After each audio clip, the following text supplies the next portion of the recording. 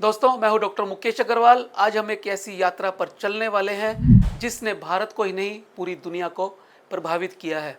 मैं बात कर रहा हूं योग की। आज इंटरनेशनल योग दिवस है। दोस्तों, योग को कभी हिमालय की गुफाओं, आश्रमों और ऋषि मुनियों तक सीमित माना जाता था, लेकिन आज योग न्यूयॉर्क के टाइम स्क्वायर, पेरिस के स्टूडियो, लंदन के पार्कों, जापान के कॉरपोरेट ऑफिसों और ऑस्ट्रेलिया के समुद्र तटों पर सब जगह अपना प्रभाव दिखा रहा है। यानी योग की ये यात्रा हिमालय की गुफाओं से निकलकर आज पूरी दुनिया तक पहुंची है। यूएनओ ने 2014 में योग को वैश्विक स्तर पर मान्यता दी और 177 देशों ने इसे अपने यहाँ पर करने का मन बनाया और 21 जून 2015 में पहला अंतर्राष्ट्रीय योग दिवस बनाया गया। आज हम 12वां अंतर्राष्ट्रीय योग दिवस बना रहे हैं। तो आइए चलते हैं एक ऐसी यात्रा पर जिसमें हम समझने का प्रयास करेंगे कि कैसे ये शानदार यात्रा हिमालय की गुफाओं से लेकर आज पूरी दुनिया के लिए ज़रूरत बन गई है। क्योंकि योग सिर्फ शरीर को मोड़ने तोड़ने का विज्ञान नहीं है। योग सिर्फ शरीर को लचीला बनाने का ही विज्ञान नहीं है। ये विज्ञान है बहुत गहरा। ये विज्ञान है मन, आत्मा और शरीर के संतुलन का।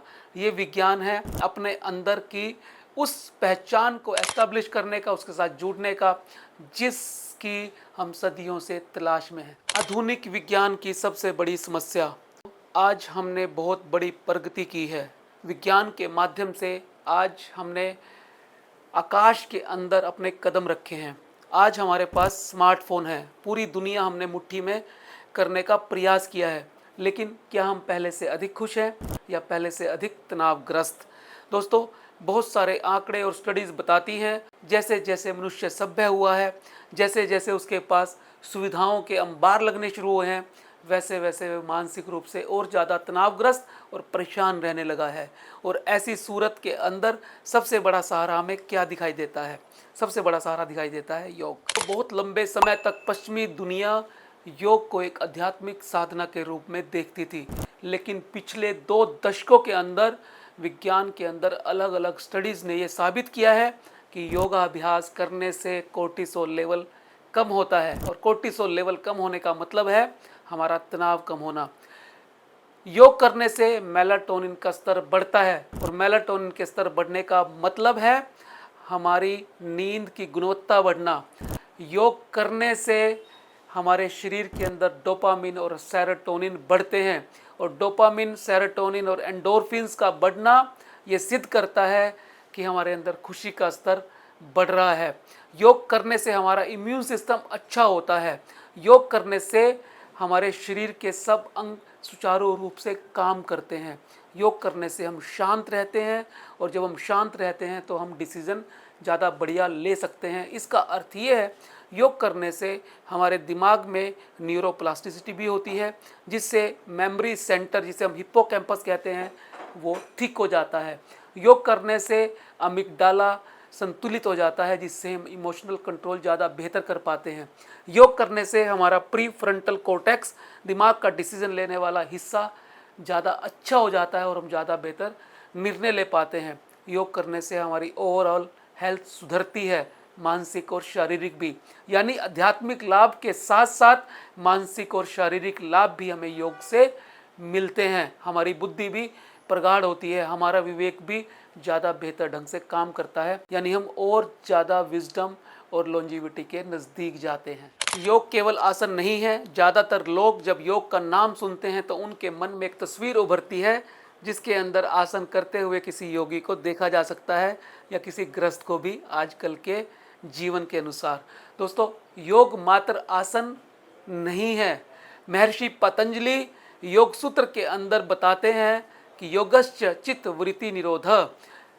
योग चित्त की वृत्तियों का निरोध है। हमारे मन के अंदर जो विचार, संकल्प, भावनाएं आती हैं, उन पर जब हम अंकुश लगाना शुरू कर देते हैं अपने विवेक के जरिए, तो हम योग की ओर कदम बढ़ाना शुरू कर देते हैं। महर्षि पतंजलि ने योग सूत्र के 195 सूत्र के अंदर पूरा योग विज्ञान और दर्शन देने का काम किया है, जिसे 4 अलग अलग पादों के अंदर बांटा गया है। दोस्तों, योग के 8 अंग हैं: यम, नियम, आसन, प्राणायाम, प्रत्याहार, धारणा, ध्यान और समाधि। योग के आसन और प्राणायाम तो तीसरा और चौथा अंग मात्र हैं। योग शुरू होता है यम से, उसके बाद नियम है, फिर आसन प्राणायाम के बाद प्रत्याहार, धारणा, ध्यान और समाधि है, जिन्हें दो प्रकार के अलग अलग भागों में बांटा जाता है, बहिर्योग और अंतयोग। बहिर्योग में 5 आते हैं, यम, नियम, आसन, प्राणायाम, प्रत्याहार। अंतयोग में धारणा, ध्यान और समाधि आते हैं। यानी योग एक पूरा का पूरा विज्ञान है, आसन और प्राणायाम सिर्फ उसके एक हिस्से के रूप में है। योग और मानसिक स्वास्थ्य है। दोस्तों कल्पना कीजिए आपका शरीर स्वस्थ है लेकिन मन परेशान है, तो क्या आप स्वस्थ कहलाने के अधिकारी हैं? महर्षि सुश्रुत स्वास्थ्य की परिभाषा देते हुए कहते हैं, सम दोष समग्निश्च सम धातु मल क्रिया प्रसन्न आत्मा इंद्रिय मना स्वस्थ इति विधीयते। एक स्वस्थ व्यक्ति वही है जिसकी सारी इंद्रियां, मन और शरीर के सारे अंग एक रूप हों। जब मन और शरीर अलग अलग दिशा में काम करते हैं तब शरीर अस्वस्थ हो जाता है।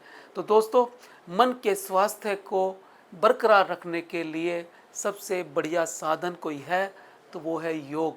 जब हम प्राणायाम और ध्यान के माध्यम से अपने मन को शांत कर लेते हैं तब हमारा शरीर ज़्यादा बेहतर तरीके से काम करता है, मन ज़्यादा संतुलित होता है, शरीर ज़्यादा स्वस्थ होता है और हम मन और शरीर के अंदर एक कोऑर्डिनेशन यानी सामंजस्य बना पाने में कामयाब होते हैं।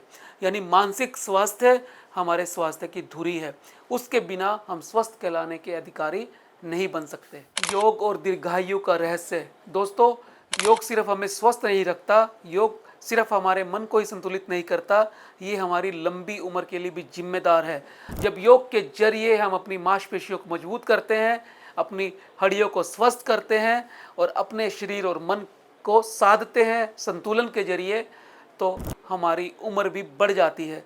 स्वस्थ और लंबी उम्र की हर व्यक्ति कामना करता है, लेकिन लंबी उम्र आदमी को तभी चाहिए जब वो स्वास्थ्य से भरपूर हो। यदि उम्र लंबी हो जाए और व्यक्ति स्वस्थ ना रहे, सारा जीवन या सारा बुढ़ापा बिस्तर पर गुजारे, तो ऐसी लंबी उम्र की व्यक्ति अपेक्षा या इच्छा नहीं करता। यदि आप लंबी और स्वस्थ उम्र इकट्ठा चाहते हैं तो आपको नियमित योगाभ्यास करना ही पड़ेगा, क्योंकि योग मन और शरीर के संतुलन का विज्ञान है। यानी एक ही चीज करने से आपको शरीर और मन का संतुलन और लंबी उम्र का आधार मिल जाता है। भविष्य की चिकित्सा और योग। तो आज समय बदल रहा है, पहले बीमार व्यक्ति को ठीक करने के लिए चिकित्सा की जाती है, लेकिन आज का विज्ञान प्रिवेंटिव मेडिसिन की ओर लौट रहा है। जैसे हमारे आयुर्वेद में तो कहा ही गया है, स्वास्थ्यस्य स्वास्थ्य रक्षणम आतुरस्य विकार प्रशमनम च। स्वस्थ व्यक्ति के स्वास्थ्य की रक्षा करना हमारी पहली जिम्मेदारी है, उसके बाद बीमार यानी आतुर व्यक्ति का इलाज करना। तो सबसे पहले यदि हम स्वस्थ रहें तो कितना पैसा जो हेल्थ बजट पे हमारा खर्च होता है वो बच जाएगा। तो स्वस्थ रहने की इस प्रक्रिया में सबसे ज़रूरी चीज़ योग है। जब हम योग करते हैं प्रतिदिन 20 मिनट ही, तो हमारा शरीर स्वस्थ होना शुरू हो जाता है। तो आज का विज्ञान ये मानता है कि 80% बीमारियों को आने से पहले ही रोका जा सकता है सही आहार और सही जीवन शैली से, और सही जीवन शैली का मुख्य अंग योग है। तो सिर्फ 20 मिनट का योग करने से आप अपने स्वास्थ्य को बरकरार रख सकते हैं, इम्यून सिस्टम को अच्छा रख सकते हैं, आयु लंबी कर सकते हैं, मानसिक संतुलन की स्थिति में रह सकते हैं। योग का आध्यात्मिक आयाम। दोस्तों हमने चर्चा की योग के मानसिक शारीरिक स्वास्थ्य की, उम्र बढ़ाने में इसके आधार की। अब हम बात करेंगे इसके आध्यात्मिक पहलू की, कि हमारा ज़्यादातर जीवन और ज़्यादातर हमारे काम बाहर को समर्पित हैं। हम अपनी यात्रा बाहर की ओर करते हैं, लेकिन योग आपको अंदर की ओर मोड़ता है।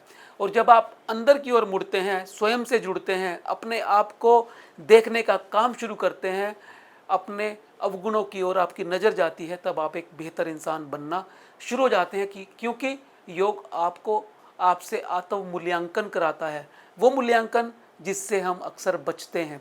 हम दूसरों का मूल्यांकन करते हैं लेकिन अपना मूल्यांकन कभी नहीं करते, और जिस आदमी ने अपना मूल्यांकन करना सीख लिया वो आदमी बेहतर होता चला गया। हमारी लड़ाई प्रतिस्पर्धा, हमारी दौड़ अपने साथ होनी चाहिए। कल हम क्या थे, आज हम क्या हैं, कल से हम बेहतर आज बने क्या नहीं। और इस बेहतरी के लिए सबसे ज़्यादा जो बढ़िया काम कर सकता है वो है योग, क्योंकि योग आपको बाहर से अंदर की ओर मोड़ता है। बुरा जो देखन मैं चला, बुरा ना मिलिया कोई, जो मन देखा आपना मुझसे बुरा ना कोई। दोस्तों, हमारी सारी की सारी उम्र बीतती है लोगों का मूल्यांकन करने में, हमारी सारी की सारी उम्र बीतती है बाहर का आचार विचार करने में। और जिस दिन हम अंतर्मुखी होते हैं, अपने आप को देखना शुरू करते हैं, वहाँ की गंदगी को दूर करना शुरू करते हैं, वहाँ झांकते हैं और धीरे धीरे प्रयास करते हैं बेहतर बनने का, तो ये यात्रा हमें एक ऐसे मार्ग पर ले जाती है जो अध्यात्म का मार्ग है। और अध्यात्म के मार्ग पे हम धीरे धीरे करके अपने अवगुणों को निकालते हैं और धीरे धीरे करके खरे सोने में तब्दील होते चले जाते हैं। और एक दिन ऐसा आता है जब हम अहम ब्रह्मस्मि और तत्वमसि जैसे वाक्यों को चरितार्थ करते हैं और पूरी दुनिया को एक सा समझते हैं। क्योंकि जब हम ये समझते हैं कि ये पूरा का पूरा संसार मेरे द्वारा निर्मित है या मैं इस पूरे संसार का ही एक अभिन्न अंग हूँ, तो सारे के सारे बंधन टूट जाते हैं। जाति, धर्म और सारी की सारी सीमाएं लुप्त हो जाती हैं। यानी हम एक आध्यात्मिक पुरुष बन जाते हैं, एक ऐसा पुरुष जो सबके अंदर खुद को और खुद के अंदर सबको देखता है। यही असली अध्यात्म है। तो दोस्तों, हमने समझा दुनिया योग की दीवानी क्यों हुई। दुनिया योग की दीवानी इसलिए नहीं हुई कि ये भारत की पारंपरिक जीवन शैली का एक बिंदु है। योग की दुनिया दीवानी इसलिए हुई कि आज की समस्याओं को सही परिप्रेक्ष्य में देखने का काम करता है और उनसे बाहर निकालने के लिए आपको एक अचूक अस्त्र देता है। तो यदि आप भी चाहते हैं अपने जीवन को संतुलित करना, अपने मन को शांत करना और पूरी दुनिया को एकात्मता में देखना, अकेलेपन से दूर होना, तो आज ही योग की ओर अपने कदम बढ़ाएं। तभी इस अंतर्राष्ट्रीय योग दिवस की सार्थकता संपन्न हो।